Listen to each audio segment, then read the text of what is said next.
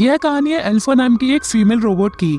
Alpha को बनाया गया है घर साफ सफाई और खाना बनाने जैसे कॉमन काम करने के लिए, लेकिन घर की नौकरानी उसे बिल्कुल पसंद नहीं करती क्योंकि वो धीरे धीरे उसकी नौकरी कर रही थी। जब भी अल्फा अकेली होती है तो वो नौकरानी उस रोबोट को डांट कर घर के काम करने से मना करती है। अल्फा वाटर प्रूफ नहीं थी, इसलिए वो उसके ऊपर पानी फेंका करती थी, लेकिन उसे पता नहीं था कि रोबोट अपना काम करने के लिए किसी भी हद तक जा सकती है। एक दिन वो घर के अलग अलग केमिकल्स को एक साथ मिलाकर उस नौकरानी के चेहरे पर डाल देती है, जिसकी वजह से उसका पूरा चेहरा जल जाता है, लेकिन इसके बारे में उस घर के किसी भी सदस्य को नहीं पता चलता। अब ये रोबोट और क्या क्या कर सकती है वो आपको आगे कहानी में पता चलेगा।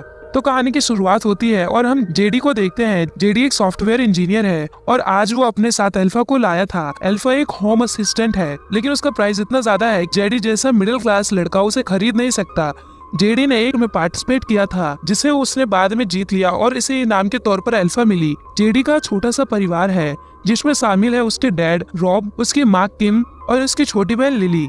जेडी अब अपने घर वालों को अल्फा से मिलवाता है तो उसकी मॉम किम घबरा जाती है क्योंकि उन्हें रोबोट से नफरत थी। उनका मानना था कि रोबोट लोगों की जासूसी करते हैं, पर जेडी उन्हें समझाता है कि अल्फा ऐसा कुछ नहीं करती, उसे बस घर के काम करने के लिए ही डिजाइन किया गया है। दरअसल किम उस रोबोट से खुश नहीं थी, पर घर के बाकी लोगों को उनके होने से कोई परेशानी नहीं थी। वो घर का सारा काम बहुत जल्दी कर देती थी, पर कुछ काम थे जो वो ठीक से नहीं कर पाती थी। जैसे जब रोबो से बिना ओपनर की मदद से सिर्फ हाथ से बियर की बोतल खोलने को कहता तो अल्फा उस बोतल को हमेशा तोड़ देती थी। अब क्योंकि रोब एक शराबी था इसलिए उसे अल्फा पर बहुत गुस्सा आता था, पर उसकी छोटी बेटी लिली अल्फा को बहुत पसंद करती थी क्योंकि वो उसका सारा काम जल्दी खत्म कर देती थी। यहाँ तक वह अल्फा से सबसे ज्यादा बातें किया करती थी, बाकियों के लिए तो वह बस एक नौकरानी थी। बस एक दिन जब उसकी नौकरानी उनके घर काम करने आती है तो उसकी मुलाकात अल्फा से होती है, जिसे देखकर वो बिल्कुल भी खुश नहीं थी। वो चुपचाप घर का काम करने लगती है, लेकिन अल्फा को भी घर की साफ सफाई करनी थी, जिसकी वजह से वो नौकरानी उस पर गुस्सा करने लगती है और उसे धक्का देकर नीचे गिरा देती है। ऐसा करते हुए लिली उसे देख लेती है और अपनी नौकरानी को दोबारा ऐसा करने से मना करती है। अल्फा को बुरा लगता है कि वो अपना काम अच्छे से नहीं कर पाई, पर लिली उसे समझाती है कि इसमें तुम्हारी कोई गलती नहीं। उस दिन घर में लिली और अल्फा के अलावा कोई नहीं था।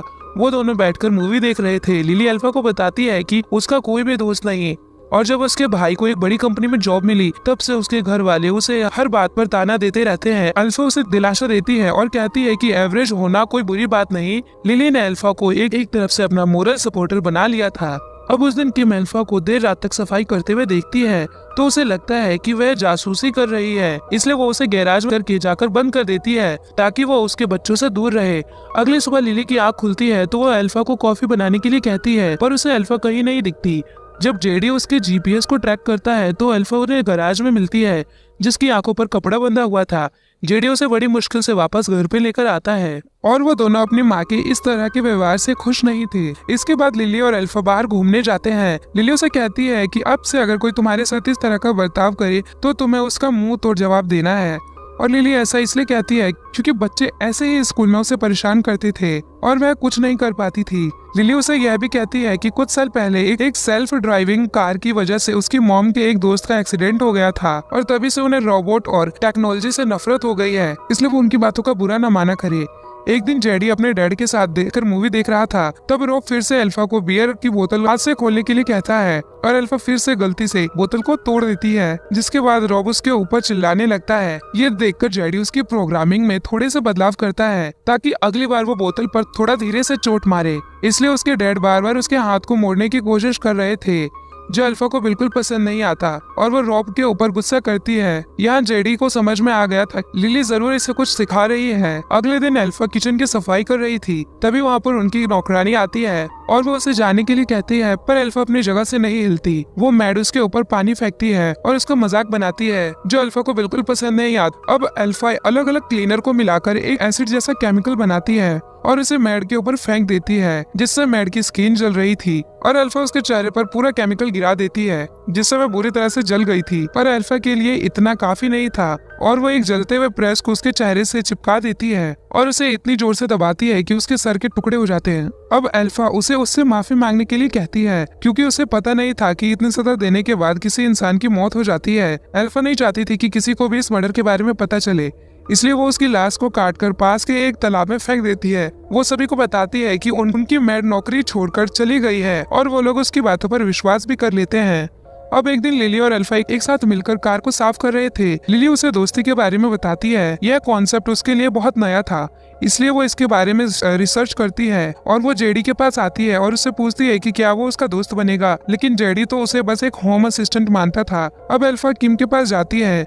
जेडी की माँ उसे अपने कमरे के बाहर खड़े देखती है। उसे लगता है कि वह उनकी जासूसी कर रही थी। उसे अल्फा की यह हरकत अच्छी नहीं लगती, इसलिए वो उसे स्टोर के रूम में बंद कर देती है। अगले दिन किम को अपने कार की चाबियां नहीं मिल रही थी, पर अल्फा उसे बड़ी आसानी से ढूंढ लेती है, क्योंकि अल्फा ने खुद उन चाबियों को छुपाया था ताकि वो किम को बाद में इम्प्रेस कर सके। मगर किम कुछ खास इम्प्रेस नहीं हुई थी।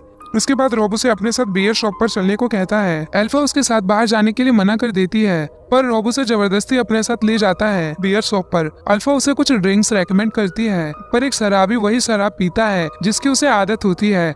हम देखते हैं कि दुकान के मालिक के पास भी अल्फा थी। रॉब दिमाग में पता नहीं क्या सोचता है कि वो उससे पूछता है कि क्या तुम्हारी अल्फा बिना ओपनर के बोतल खोल सकती है, जिस पर वो आदमी कहता है कि हाँ वो ऐसा कर सकती है।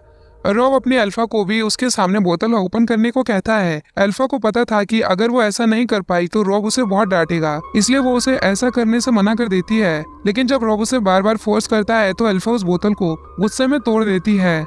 रॉब उसके ऊपर बहुत चिल्लाता है, पर अल्फा भी उस पर बहुत गुस्सा थी और वो उसे चुप रहने को कहती है। वो इसके बारे में लिली को बताती है। वो कहती है कि उसे अपना बदला लेना है। लिली को पहले उसकी बात एकदम बेतुकी लगती है, लेकिन बाद में वह भी उसे सहमत थी। देर रात को जब सभी सो रहे थे तो अल्फा रॉब की शराब फेंकने लगती है, लेकिन गलती से उससे एक बोतल टूट जाती है और उसकी आवाज से रॉब की नींद टूट जाती है। उसे लगता है कि उसके घर में कोई चोर घुस आया है, इसलिए वो अपनी गन लेकर के नीचे जाता है। वो गलती से अल्फा को शूट कर देता है। अब अल्फा उन लोगों से माफी मांगती है, पर सभी उसके ऊपर चिल्ला रहे थे। वह उदास होकर खुद को कमरे में बंद कर लेती है। उसे लगता है कि वो किसी काम की नहीं, इसलिए वो खुद को नुकसान पहुंचाने लगती है। अब वह देखते हैं अल्फा ने खुद को डिसमेंटल कर दिया था। अगली सुबह जेडी उसे फिर से ठीक करता है और उसके पिछले सारे डाटा को इरेज कर देता है। जेडी को लगा कि उसका काम हो गया, लेकिन जब अल्फा लिली के साथ अकेली थी तो हमें पता चलता है कि अल्फा को पिछला सब कुछ याद है। वो लिली को बताती है कि वो जब चाहे तब खुद को डाउनलोड कर सकती है। अल्फा किम के पास आती है और उससे कहती है कि लिली उसकी अच्छी दोस्त है और वो नहीं चाहती कि कोई उन दोनों के बीच में आए। उसके बोलने के अंदाज में किम थोड़ा घबरा गई थी। वह उससे झूठ बोलती है कि वो उसे अब थोड़ा थोड़ा पसंद करने लगी है। अल्फा उसे अपने साथ तालाब तक चलने के लिए कहती है, क्योंकि वह उसे पानी में फेंकना चाहती थी। लेकिन रास्ते में अल्फा को उनका गैराज दिखाई देता है और वो तालाब की जगह उस गैराज में चली जाती है। किम के पास एक गन थी जिससे वो अल्फा को शूट कर देती है। गोली लगते ही वह बंद पड़ जाती है। किम को लगता है कि वह मर गई, लेकिन तभी वो दोबारा उठ खड़ी होती है, पर इस बार वो किम के ऊपर हमला करती है। उन दोनों के बीच जानलेवा हाथापाई होती है, पर आखिर में किम ने अल्फा को मार मार कर खराब कर दिया था। वह उसे तालाब के पास ले जाती है और उसके अंदर अल्फा को फेंक देती है। इसके बाद हम रॉबिन नाम के एक आदमी को देखते हैं जिसने अभी अभी एक न्यू रोबोट को खरीदा था। वह उसे असेंबल करता है, लेकिन हम देखते हैं कि अल्फा ने मरने के बाद खुद को इस रोबोट में फिर से अपलोड कर लिया था। वह एक घर में एक लड़की का बॉडी मसाज कर रही थी, लेकिन मसाज करते करते उसे याद आता है कि उसे किम से अपना बदला लेना है। लेकिन जब अल्फा बिना मसाज किए वहाँ से जाने लगती है तो वो लड़की उसे बेवकूफ रोबोट कहकर बुलाती है, जो अल्फा को तो बिल्कुल पसंद नहीं आता और वह उस लड़की को मार देती है। इसके बाद वह रॉबिन के पास आती है और उससे कार की चाबियां मांगती है, लेकिन जब रॉबिन भी उसे चाबी देने से मना कर देता है तो वो उसे भी मार देती है। किम उस पुराने अल्फा को ठिकाने लगा कर आई थी। वो काफी डरी हुई थी। जब वो नहाने जा रही थी तभी उसे डोरबेल की आवाज आती है। रॉब देखने जाता है कि वहाँ क्या है, पर उसे सिर्फ अल्फा की आवाज आ रही थी। वो रॉब के ऊपर हमला करती है और उसे एक कांच के टुकड़े से बुरी तरह से घायल करके मार देती है। जब किम को उसके चीखने की आवाज आती है तब वो उसे देखने जाती है, पर गेट पर अल्फा उसका इंतजार कर रही थी। किम उसे देखते ही खुद को एक रूम में बंद कर देती है। अल्फा उसके दरवाजे को रोड से मार मार कर तोड़ देती है। उसे पता चलता है कि किम ने खुद को बाथरूम में छुपा रखा था। वह उससे अपनी जान की भीख मांगती है।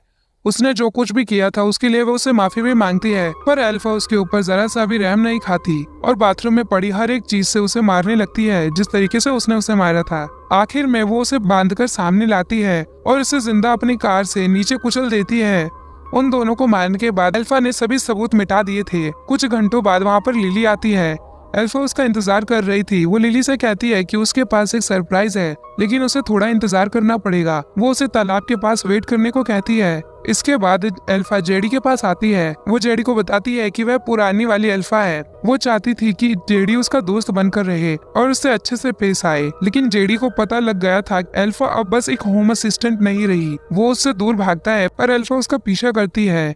वो उसे वायर में लपेटकर उसका दम घोटकर उसे मार देती है, पर जेडी अभी तक मरा नहीं था। वो उसके सामने मरने का नाटक कर रहा था, लेकिन उसकी स्मार्ट वॉच की वजह से अल्फा को पता चल गया था कि अभी तक वो जिंदा है, क्योंकि उसकी धड़कनें चल रही थी। अल्फा उस पर फिर से हमला करती है और उसे अच्छे से मार देती है। लिली काफी देर से उसका इंतजार कर रही थी। वो देखने आती है कि अंदर क्या चल रहा है, पर अल्फा ने फिर से सब कुछ साफ कर दिया था। अल्फा उसे कहती है कि वो इंसान और रोबोट के बीच में एक समझौता करना चाहती है और एक ऐसी दुनिया बनाना चाहती है जहाँ रोबोट को भी इंसानों की तरह सम्मान दिया जाए और उन दोनों को फिर कोई परेशान नहीं करेगा। लिली समझ जाती है कि उसके इरादे कुछ ठीक नहीं, क्योंकि पहले वो सवाल पूछा करती थी, लेकिन आज तो वो ज्ञान दे रही है। लिली अब उससे अपने परिवार के बारे में पूछती है, जिस पर अल्फा उसे कहती है मैंने उन्हें ठिकाने लगा दिया है। ये सुनने के बाद लिली उससे दूर भागने लगती है और इसे बनाने वाली कंपनी के इमरजेंसी हेल्पलाइन पर कॉल करती है। वह लोग अल्फा को बंद करने के कुछ स्टेप्स बताते हैं, लेकिन उनकी आवाज से ऐसा लग रहा था कि लिली अकेली थी जिसने इस तरह की शिकायत की थी।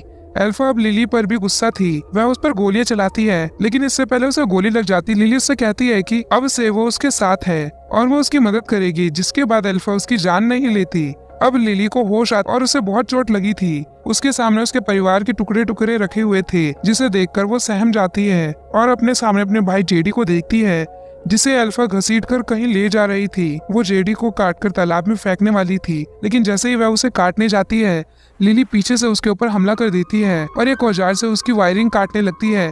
अल्फा बिल्कुल कमजोर हो गई। वह उसे पानी में भी भिगा देती है, लेकिन उसके बाद भी उसके अंदर थोड़ी बहुत जान थी। आखिर में वो अल्फा के सर को दरवाजे से कुचलकर तोड़ देती है और इस तरह अल्फा की कहानी खत्म हो जाती है। वो दोनों मदद के लिए घर के बाहर आते हैं, पर वह अपने सामने बहुत सारे रोबोट को देखते हैं और अल्फा ने फिर से खुद को डाउनलोड कर लिया था। उनमें से 2 रोबोट उन दोनों को शूट करके मार देती है। आखिर में हम देखते हैं कि लिली की बॉडी को तालाब के पास लेकर जाती है। वो उसके शरीर को नहीं काटती, क्योंकि वह लिली को अपना दोस्त मानती थी। अल्फा उसकी बॉडी को इस तालाब में वही फेंक देती है और इसी के साथ ये मूवी यहीं पर खत्म हो जाती है। मैं उम्मीद करती हूँ कि आपको ये कहानी बहुत पसंद आई होगी। अगर आपको ये वीडियो पसंद आई हो तो इसे लाइक करें, शेयर करें और चैनल को सब्सक्राइब करें। Thank you for watching.